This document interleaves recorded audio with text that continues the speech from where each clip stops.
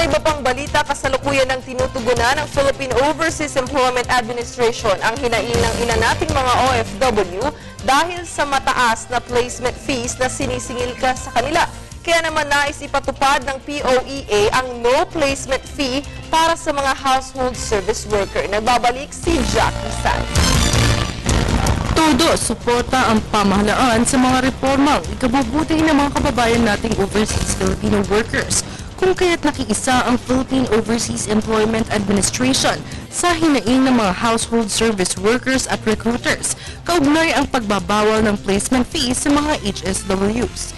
Ilan sa mga bansang nangangailangan ng mga household workers ay ang Singapore, kung saan umaabot sa mahigit 100,000 Pilipino na ang nagtatrabaho doon, at mahigit 20,000 naman ang napadala sa nasabing bansa taong 2012. Kaya naman isinusulong ang no placement fees sa mga recruitment agencies sa pangunguna ni Association of Licensed Recruitment Agencies for Singapore o ALRAS President Lucita Sermonia. Ayon kay ALRAS President Sermonia, maliban sa mga placement fees na nais ipatigil sa mga recruitment agencies, itinutulak rin ang pagtigil sa pagbabawas ng buwang-buwang sweldo ng mga HSWs.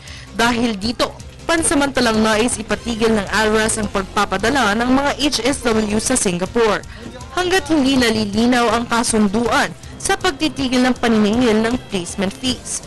Dagdag pa ni Sermonia na nakikipag-usap na ang kanilang grupo sa counterpart group sa Singapore na sumunod sa batas ng Pilipinas at POEA kaugnay ang isyong ito.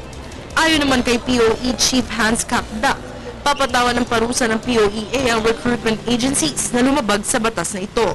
Dagdag pa ni POEA Chief Kakdak, hindi magdadalawang isip ang kanilang ahensyang kansilahin ang mga lisensya ng mga recruitment agencies na ito sa oras na sila ay mahuling naniningil sa mga HSWs.